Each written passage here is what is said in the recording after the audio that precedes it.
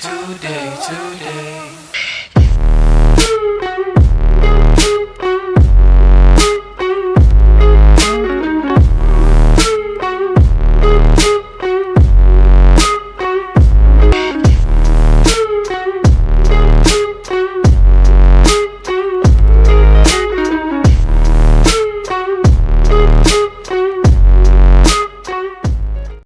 Yeah, man. But yeah, as a kid, just growing up in the Twin Cities in Minnesota, loved watching sports. I mean, we had every major sport there, so really got into it at an early age. My dad played receiver. He's from Florida, so he played receiver in college at the college level, and had some scouts looking at him. And I mean, this is 70s or something like that. But just as a kid, seeing the pictures of him, in the basement, gained my interest into what is that, and just kind of wanted to be like him a little bit. So really had a passion early on. Was always a quarterback, so running the option and stuff, obviously. And at the little age, you don't pass too much. You don't have people that can get out there. But up through high school, stayed at quarterback, and then realized that this was a sport that I would like to play at the next level as well. And going to camps, just meeting other people, other athletes, kind of that had the same goal, the same mindset, and then it really became something that I was passionate about there. Made the switch to receiver as a junior in high school, when we found out we didn't have receivers to get down the field far enough to throw to, so we kind of figured our team might go a little further if we made the switch, and that's kind of when I became a wide out, and then going to camps and gained interest of colleges throughout the Midwest, and Big 10, Big 12, and then Northern Iowa came through, of course.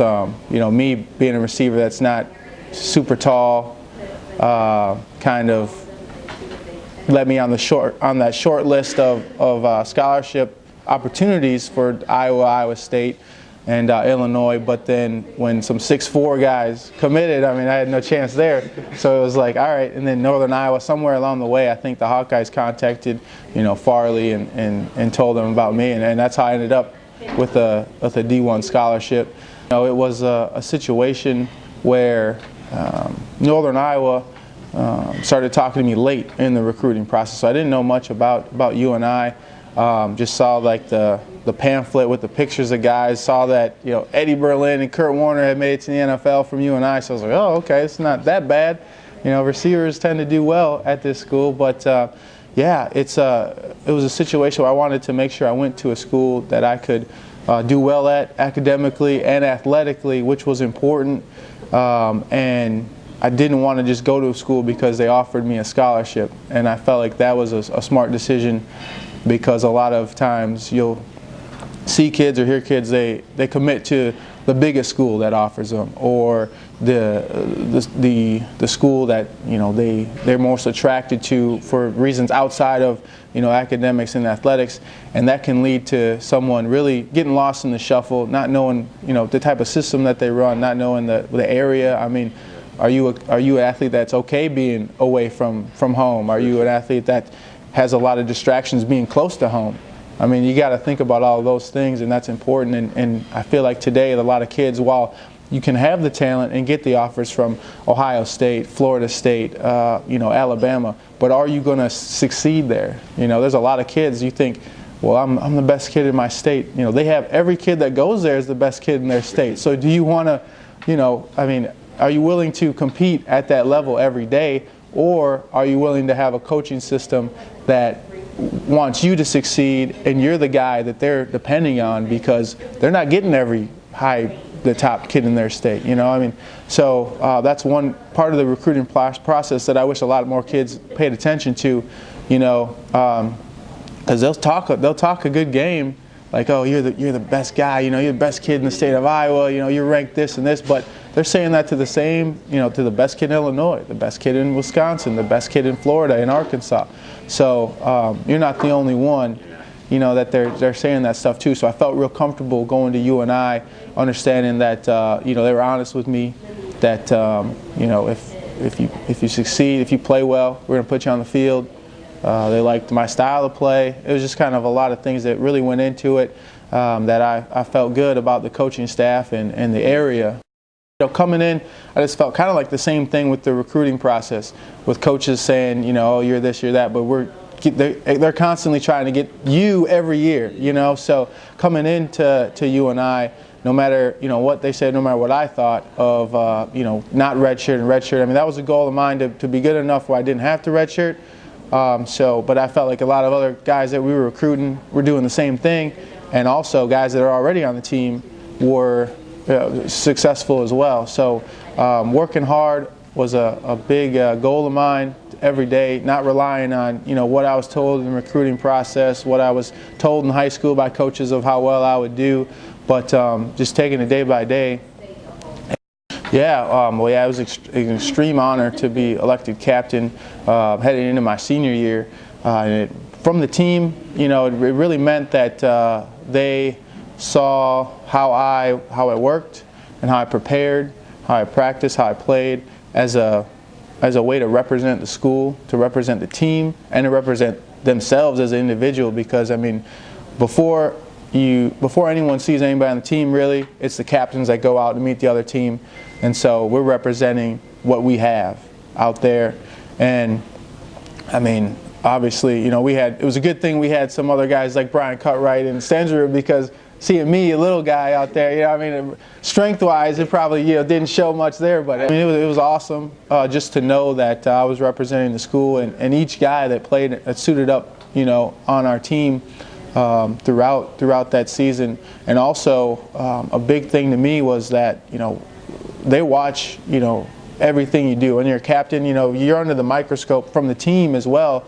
Because from redshirt freshmen, walk-ons to sophomores, juniors, and seniors, what you do in your 4 or maybe 5 years, depending on how long you get to play, they think about that. They think like, well, we elected this guy captain when I was a freshman. Here's how Justin acted when he was a captain. And so, that's lasting. That could last for another 4 years. It's a legacy when you're a captain, because those guys are going to be there next year. There's guys that are underclassmen that continue, and they see how you worked, how you faced adversity. We had a point where we were not even close to being in the playoffs that senior year, but we went on a run at the end, and I hope that guys really looked at it as, wow, these guys never gave up, these captains that we had, and hopefully each year for at least the next 4 years, that other guys that when they were freshmen and they turned into seniors, maybe they thought about that season and how we really rallied the team and didn't give up, didn't lose hope, and knew that if we could perform well, that you can get things done on the team. And I hope that me as a quiet leader really showed that day in and day out through practice, through weight room, off season, through conditioning, just always focused and putting in all you have until they tell you season's over. Yeah, I would say adversity. Definitely the senior season. I would say being like I said, a quiet leader. I like to lead on the field by actions on the field, through hard work, through making plays, showing the rest of the guys that if you come to work ready, that you can make plays and help the team. In my senior year, we were shuffling receivers, and I definitely as you like to think you're a playmaker to make plays, but we weren't really doing that too much. I wasn't too much involved, and as a captain, I didn't know exactly how to go about that, to talk with the coaches and say, hey man, I really think if I could get the ball, or we could have some more success offensively, because we weren't doing so hot early on in the season. And it was frustrating. It was real frustrating to see that maybe our senior season was going to be going opposite of what we had hoped for, not making the playoffs. And just stayed with it. Whenever I was needed to make, was out there making plays. And I feel like the coaches were getting a little frustrated. Receiver coach Solomon, Farley, I'd go to them and just say, hey, I can make plays out here. We're busy focusing on this and this, and we had some other guys, real fast guys that we were trying to get the ball to, and that's fine. But it really seemed like things were not going the way that I had planned. And you think about it like, oh man, it shouldn't be all about me, but we were struggling, and I wasn't able to make plays. But then as the season went on, and we needed dire situations, then all of a sudden the ball was finding its way my way, and I felt like not causing a fit maybe, and not going off the rails and being patient really helped out, because eventually some of those same guys, or one of the guys that they were trying to get the ball to a lot, he was getting frustrated, and the switching that we were doing, the alternating, there were a couple of times where he was so frustrated he didn't even want to go on the field. Well, I always admired Richard Carter, who, the guy was amazing. Footwork as a running back. He was small, but I can't imagine trying to tackle him one-on-one in the open field. Yeah, and just seeing how well he performed, and then seeing what happened, probably before his senior year, he probably had a lot of goals headed into his senior year, and then we had a transfer running back, Terrence Freeney, who came in and did extremely well that first year. And no fault at all to Richard, but to see him not throw in the towel. That year that Freeney had, it was phenomenal. I think he was up for like the Walter Payton Award, or a couple of times he was running back of the week or whatever. But we had Richard Carter, who was doing all that the year before, and so that was a situation you can't plan for. You don't expect the team to go after someone or to get someone in of that caliber, especially to top a running back like Richard. Usually you'd get somebody that can maybe spell him a little bit, but to see how he carried himself that whole year, and that's the type of thing, the situation where, you never know who's watching. I was just a sophomore at that time, and really saw how he, came to practice every day, worked hard, even helped Freeney in the film room, helped him in practice, and still practice his own craft, trying to get better as a running back, so that way when he was in there, he was ready, and that showed a lot. So I always just think about, wow, like he didn't just like storm off, cuss out the coaches about, hey, I was all Missouri Valley first team my sophomore, junior year, whatever. I came from Michigan. I'm one of the best running backs in Michigan, and now you're doing this to me my senior year. There was none of that, and he was just. I remember one big run. And literally, everything that you do, underclassmen are watching, because, Freeney had a huge run against Stephen F. Austin. It was unbelievable. And I looked over at Richard, and he's there cheering the whole way. It was like I don't know if it was a 50 or 60, maybe longer run.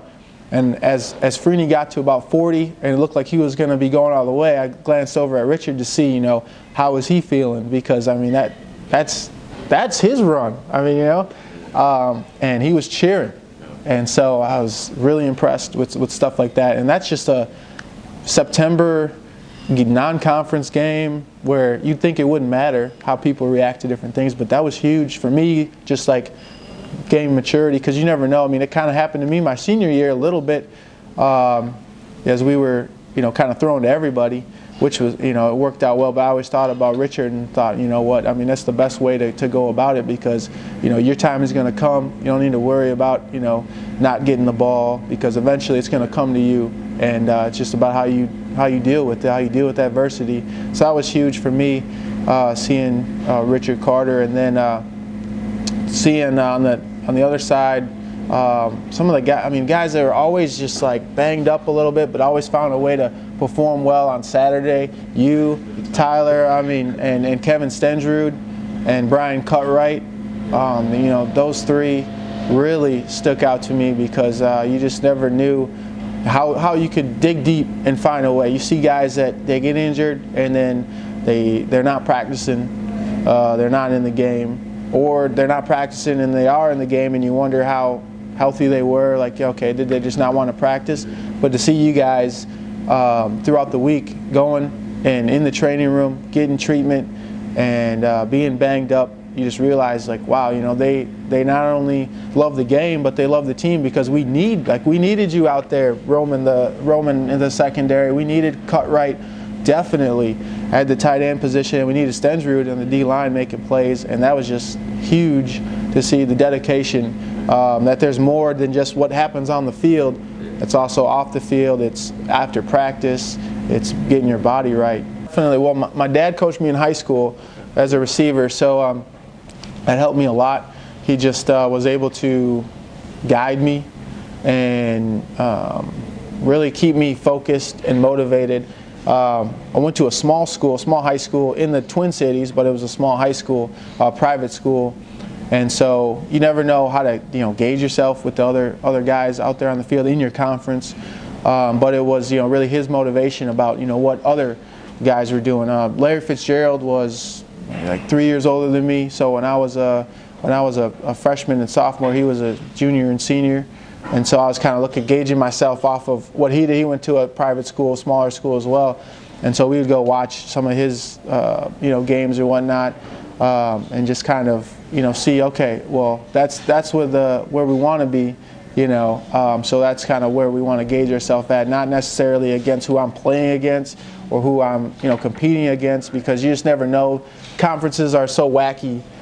So I mean, it's just you gotta in the camps. Who's at different camps. That's where you want to really kind of measure yourself in the off season, because if you're just basing yourself off on personal success, I mean that can be a little weighted. I mean, we've all played with guys that rushed for 3,000 yards and 30 touchdowns, and then you get them on the field in college, and it's like, who did you play against? Like where did you play at? That was those are your records over there. Now you can't even read a hole. You can't make a tackle. It's so I mean it's so deceiving at the high school level. But really, yeah, my dad definitely kept me motivated to know that other people are trying to get to the UNIs and the Division I's, the Big Tens. They're all trying to get there too. So just you thinking that, oh, okay, I have these numbers, that doesn't really mean a lot. So that helped me get to the point where I was at. And then obviously, Coach Solomon was huge for me. Just he was always even keel. So it was like you make a good catch, and he just goes through the play, and the next play. It's like, hold on, man, you're just talking about how this guy had a good catch, and I just diving one-handed catch over here, and you're just going through. So just always he was real good at not playing his hand, and really wanted you to keep getting better, keep growing. And I think part of it was because he knew, maybe he saw potential in me, and hopefully knew that what I was doing was what he expected of me. And it kind of goes back to, there's a stand-up comedian, I think it's Chris Rock, where he talks about his kid wanting congratulations for doing his chores. And it's like, why would you get congratulated on something you're supposed to do? And Solomon was great at that. If you're running a route and successful, well, the route combination is made to be successful. So you making the play, I mean, he's not going to jump for joy over that, but it was always good to see that, I mean, you knew he was excited, you knew that he was proud, but he wasn't going to, really suck up to you because you scored a touchdown. It was like, okay, let's keep doing it, let's be consistent. Yeah, one of the first surprises I had was probably almost day one. So the Seattle Seahawks, they called me up and said, hey, we want you in camp. We're going to fly you in, and we're going to have you work out. And I was like, okay, that's cool, that sounds good. And then I had a workout with another receiver. I think it was from a school in Washington, I can't remember which one. But so we're working out, we're running routes with the receiver coach, and one of the Seattle Seahawks quarterbacks he was throwing us the ball. And so they're telling us to run all these routes. And the receiver coach is like, okay, I want you to take 3 steps and then hard cut in. I want you to go 10 yards and do a rounded out or do a square out. And so he was telling us different routes in the route tree to run. And this other guy on one of the routes, and this is what I say, you just gotta do what the coaches say. It's important to listen. It's important to be coachable, because I mean, this kid literally said, oh, at my school we run it this way. Can I run it that way? And the receiver coach was like, well, no, just try it this way. So he tries it, and he decides, he's like, no, let me run it. Let me run it the way that my school does it.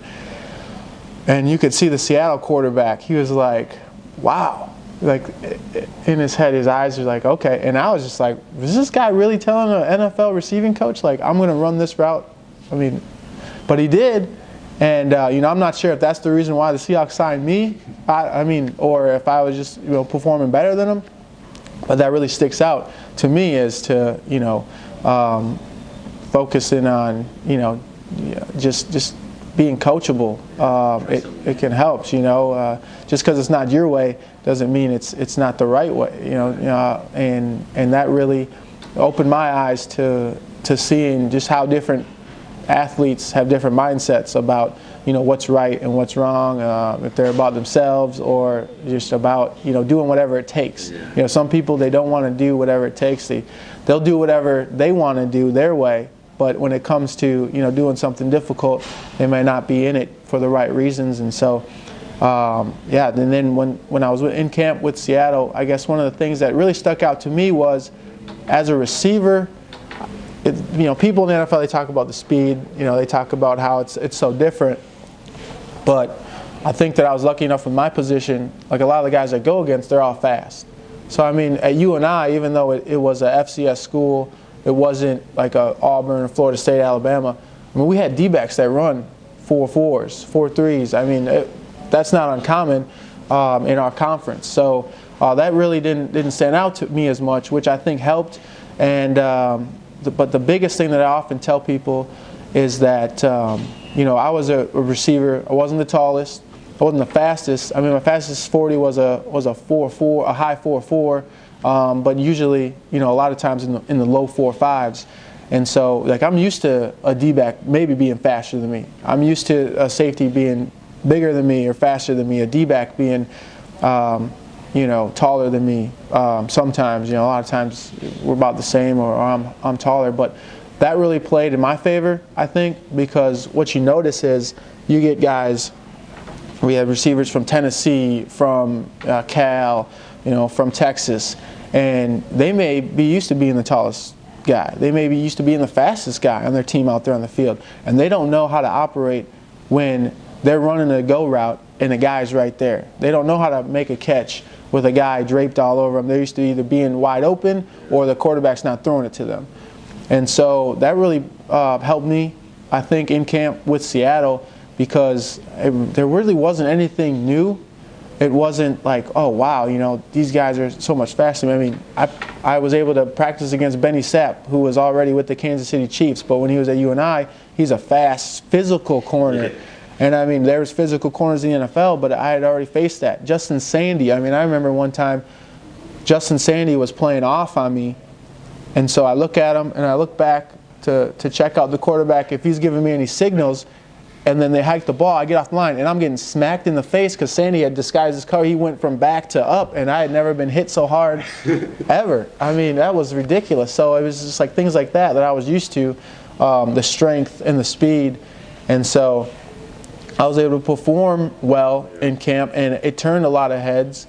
It shocked a lot of the guys in camp because I was just, added late to the team and doing well. And, so it's just, just being prepared. Learning from past experiences is huge. If you don't learn from past experiences, then you're in the same boat as you were, 3-4 years ago. If I wouldn't have learned how to get off of press coverage against like a Benny Sapp or Justin Sandy or Ellis Hobbs at Iowa State, then I would have, been seen as, oh yeah, the late addition to Seattle, he's from a smaller school, can't get off the press. I mean, and I would have been stuck. But those are some things that I learned in camp. And another thing that I think really plays well with people throughout the country, no matter what level you're at, is just once you get people in one room, you have to forget the past. Whether you're from a big school or a small school, because one of my goals going into Seattle was just, I want to make it where if you were to, take the name off the jersey or the, so-and-so from Florida, I'm so-and-so from Alabama, I'm so-and-so from Penn State, so-and-so from Virginia, I want them to not be able to tell, what school I'm from. So they know, because I knew, we had guys that played D-back at Florida State and at Auburn on the field. So in one-on-ones, my goal was just like, they know where he's from.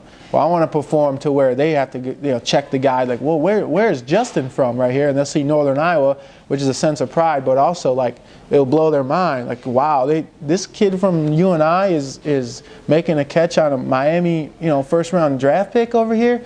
And that's not to like say like how well I did, but just like that's the focus you have to succeed. And if you're in high school and you're maybe third string or feeling like you're not going to play, just find a way to they know who this guy is, but I'm going to make a play each day to where people say, wow, why isn't George on the field more? He just went against our top corner on varsity and he's making plays. Oh wow, this walk-on from a small town just beat our full scholarship first team all conference D-back. Make them want to figure out more about you. And that's huge, because once you have coaches that want to know more about you and why you're succeeding, because they didn't maybe they didn't think that you would do as well, you'll see good things happen. And so you always have to put that out of the past. Don't think, oh, this is a varsity starter for 4 years. He has a scholarship offer to this school. I'm not going to be able to do well. I'm not going to be able to get playing time. Or there's scouts looking at this guy. I'm just a walk-on. I'm not, I don't expect myself to do well against this guy. But that's how you get better, and that's how you make coaches really notice you. And that's what I wanted to do in camps. And so that impressed them. I was able to get catches in preseason games, play against NFL talent, punt returns, running routes out there on the field, and it makes it all worth it. I remember coming out at halftime, and I think it was the first game we had against Dallas, against the Cowboys, and we were making the switch. So like in the second half, I was going to be returning punts and playing receiver. And I was a little nervous, obviously. I'd done well in practice, but this was an NFL preseason game, huge stadium in Seattle, and you just never know how things are going to go.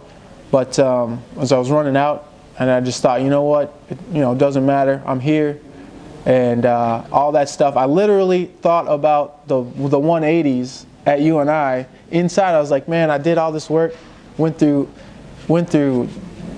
tiresome days working out at UNI for the betterment of the team, to perform well in college, and then I was like, what, all that is worth it. I did all that, and now I'm here representing the Panthers, representing my family, the brothers that I played with at UNI, and I let it all go. It was just like, man, did all the work, let's go, and it was great.